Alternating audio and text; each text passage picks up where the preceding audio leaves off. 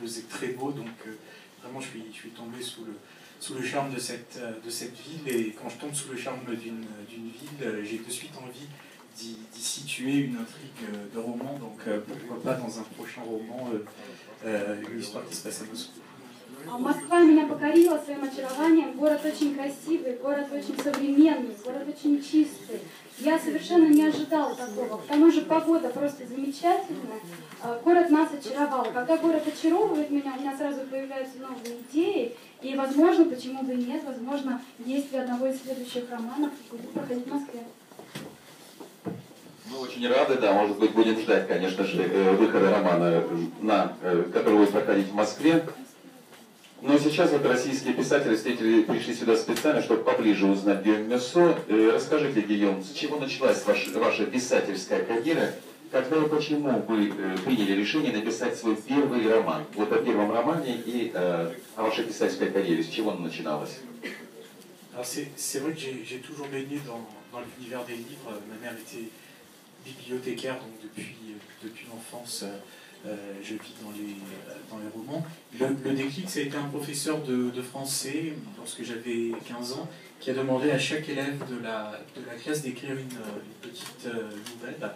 Et donc les élèves m'ont voté pour élire la meilleure nouvelle, et j'ai gagné ce concours. Et le fait de voir que je pouvais, enfin, une histoire sortie de mon imagination pouvait avoir du sens pour les autres, ça m'a donné envie de continuer dans cette voie.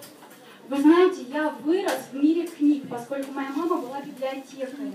Но моя писательская карьера началась тогда, когда преподаватель французского языка объявил небольшой конкурс. Он попросил учеников написать новеллы. И потом ученики голосовали, выбирали лучшую из них. Я выиграла этот конкурс. И когда я увидел, что какая-то история, родившаяся в моем воображении, имеет какой-то смысл для других людей, она им интересна, это, конечно, придало мне желание продолжать. Et à l'âge de 23 ans, j'ai eu un accident de voiture assez grave, et qui m'a fait prendre conscience finalement de la fragilité de la vie.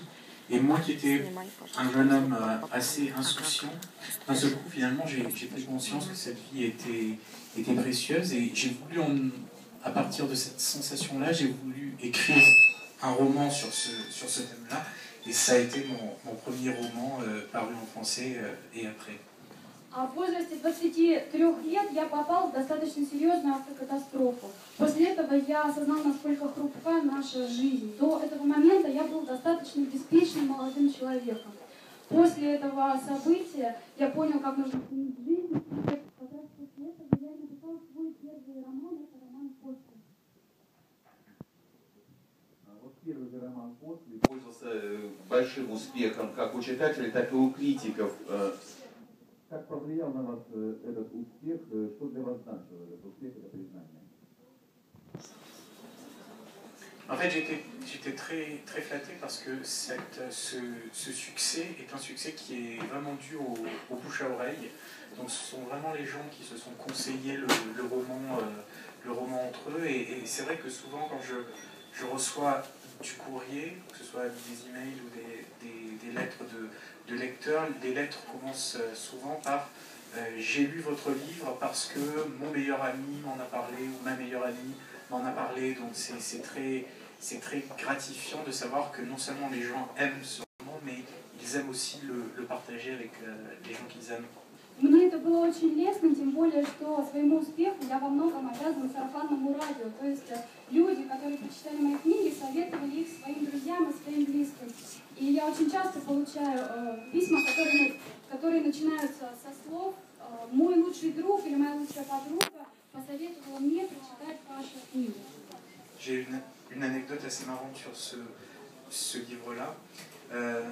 Ce roman est sorti en Corée du Sud il y a quelques années, et mon éditeur coréen adorait ce roman. Il était persuadé que ça allait être un succès, et au bout de 6 mois, on n'avait vendu quasiment aucun livre.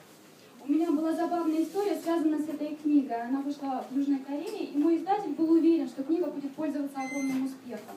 Но через 6 месяцев после ее выхода продаж практически не было. Et un jour, un journaliste lit le roman, le trouve très bien et fait un article dessus en disant c'est le livre que vous devez offrir aux gens que vous aimez. Et c'était 15 jours avant la Saint-Valentin, et d'un seul coup, tout le monde s'est mis à acheter ce roman pour l'offrir à la personne effectivement qu'il aimait. Et depuis, chaque année en Corée du Sud, c'est devenu une sorte de livre culte où les gens ont pris l'habitude de s'offrir ce roman pour déclarer leur flamme et pour avouer, enfin, pour faire pour déclarer en fait leur amour. И вдруг внезапно один из журналистов прочел этот роман, и он ему очень понравился. Он написал статью и написал такие слова: «Вы должны подарить эту книгу тем, кого вы любите». Это было за 2 недели до 14 февраля, до Дня Святого Валентина. И люди начали покупать эту книгу как подарок своим любимым. И с тех пор сложилась даже такая традиция в Южной Корее. На праздник Святого Валентина покупать эту книгу, она уже стала культовой, как предмет, как подарок для предмета своего обожания.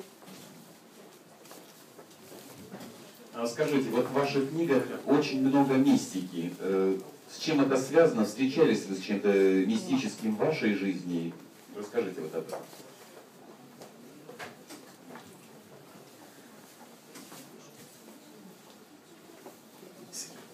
C'est vrai que dans ces premiers romans, il y a cette dimension surnaturelle. En fait, cette dimension surnaturelle, elle me permet de parler de façon ludique de thèmes beaucoup plus graves que sont le destin, le deuil, la vieillesse, le temps qui passe. Donc c'est vrai que